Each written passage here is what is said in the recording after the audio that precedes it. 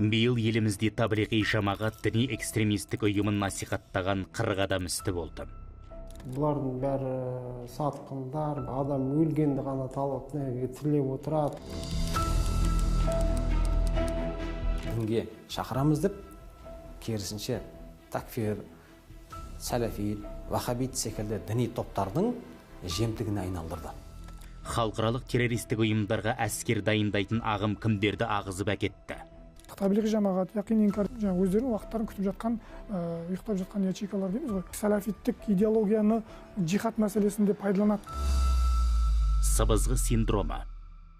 Ал Талдықорғанда діни сауаты жоқ азаматтарды арбауына түсіріп, санасын улап келген таблиғи жамағат. Арестовали еще одного члена запрещенной в Казахстане организации таблиғи жамағат. Елімізде тыйым салынған діни экстремистік ұйымның мүшелеріне қатысты сот үкімі шықты. Таблиғи жамағат діни экстремистік ұйымы лаңкестікке апаратын даңғыл. Бұған халықаралық террористік топтардың құрамындағы содырлардың көбі дәл осы ұйымның идеологиялық елеуінен өткені дәлел. Яғни о баста дінге қызыққандар таблиғшылардың дағуатына ерген, кейін дойыр догмамен дауласып, радикалды топтарды жағалап кеткен. Солардың бірі Руслан Омарғазин.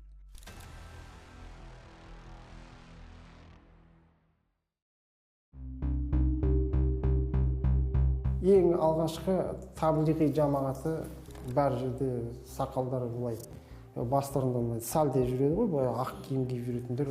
Сіз как жылан сияқты боласыз. Сыбызғыны ойнатып тұрады ғой, сол кезде жылан бүйтіп, соны арбалып тұрады ғой, не істерін білмейді.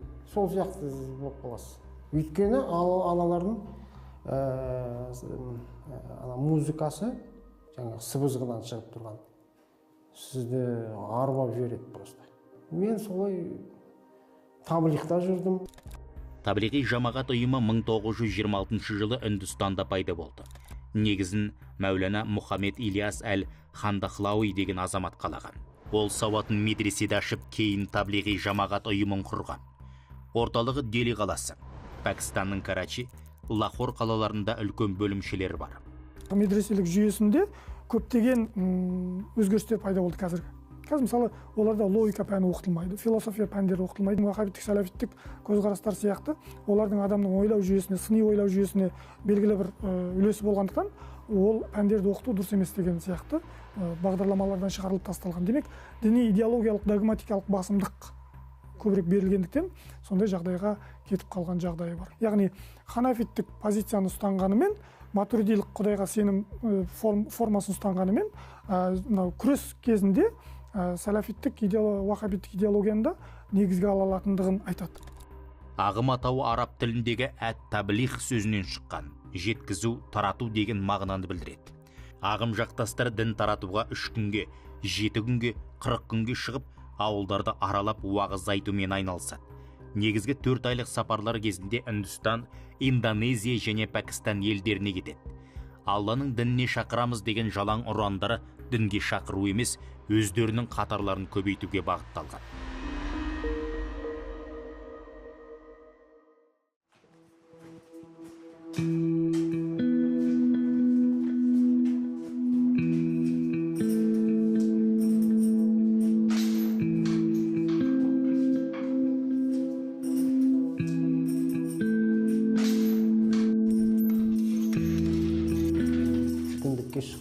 Сол кезде мен Құранды алып шығып едім, олар біреу келіп маған ұрысты. Неге Құранды сен алып отырсың? Неге вообще? Біздің кітап, фазаил амал. Ол міне сол амалдар бәрі бар. Мен таңғалдым, қалай сонда мен. Содан олар былай деп айтты. Негізінде Меккеге қажылыққа барғанша, одан да мына неге барған артық деді. Индия, Пакистанда үйретеді ғой сол. Таблиғтар ғылым мен білімге мән бермейді. Құран жаттауға құлықсыз. Демек жақтастарын рухани мәңгүрт етеді. Масылдыққа тәрбиелейді. Тікелей терроризмге шақырмағанмен лаңкестер ордасына сүйрейді. Сондағы мақсат не? Таблиғта жүрдім. Шын айтсам, бұлардың кейбір істері маған ұнамай қалды. Сәләфидікі көрдіңіз бе, маған ұнағаны дәлме-дәлдік. Мен ақиқатты іздеп жүргенде, адасып таба алмай жүрген ақиқатым міне осы екен ғой дедім. Намазхан емес адамдар бірдеңе проблема болса, еврейлерді кінәлайды ғой. Біз болсақ имамдармен біздің мына мемлекетте, мына бәрін кінәлайтын болды. Бәрін қанау керек, бәрін езгілеу керек, өздеріміз ғана біз солай тұру керек. Ал енді тәблиғ жамағаттың кемшілігі, бұлар айтайық бір ауылға барады да, сізге насихат жасады да кетті, болды. Ал ары қарай сізді олар қайтып көрмейді. Көру ықтималы өте төмен. Сонда сіз санаңызда дінге қатысты түрлі сұрақ туындайды. Сонда сіз не істейсіз?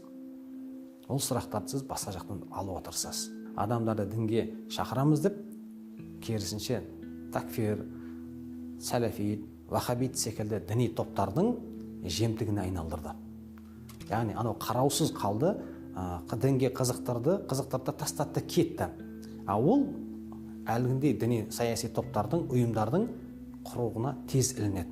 Өйткені ол ары қарай қызығушылық танытып, содан барып сұрайды. Білмеген екен олар оған дәйекті түрде әдемілеп тұрып түсіндіріп берген кезде, жас болсын, жасамыс болсын, солардың сабын толтыра бастайды. Тәблиғ жамағат оларды былайша айтқан кезде балықты жағаға шығарып берсе, ар шетін қуырып жеуді қалған жаңағы діни ұйымдардың, діни топтардың, ағымдардың еншісіне қалдырып кетті. Жағада қалған шабақтың күйін кешкен Руслан қазір абақтыда. Сұрақтарына мардымды жауап таппай таблиғтардан такфирлік топқа ауысқан. Қоғамды айыптап, іштегі ішпенділікті уытты уағызбен қайраған. Сыбайластармен бірге қалталы азаматты өлтіріп, дүние мүлкін қолды етпек болған. Бірақ діттеген мақсаттарына жетпей тұтқындалды.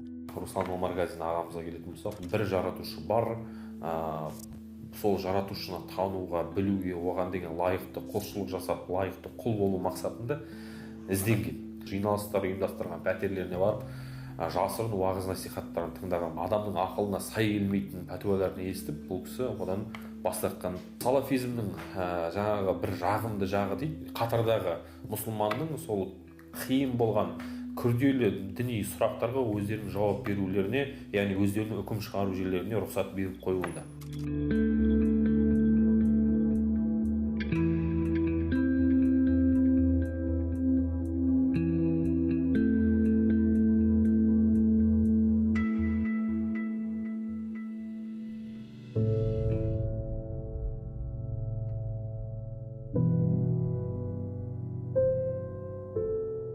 Радикалды көзқарасты ұстанған адамның тура жолға бетін бұру үшін ең алдымен оған дұрыс диагноз, яғни оның қай жерінен қандай қате кеткендігін анықтап білуіміз керек.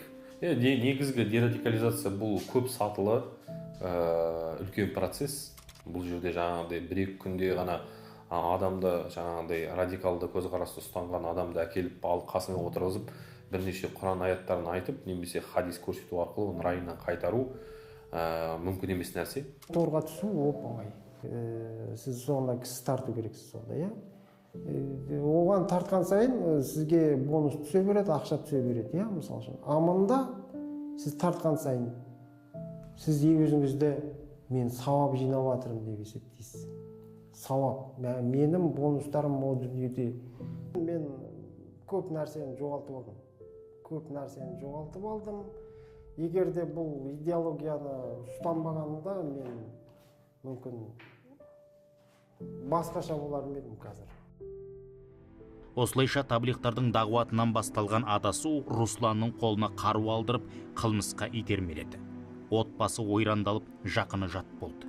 Бірақ ол қазір өзінің сыбызғыға арбалған жыландай сиқырдың соңынан еріп, жат сенімнің қолшоқпарына айналған түсінген. Ең бастысы да сол. Өйткені қателікке ұрынғанын білген адам үшін өмірін қайта бастауға әрдайым мүмкіндік бар. Русланның ендігі бар мақсаты да қайта үйірін табу.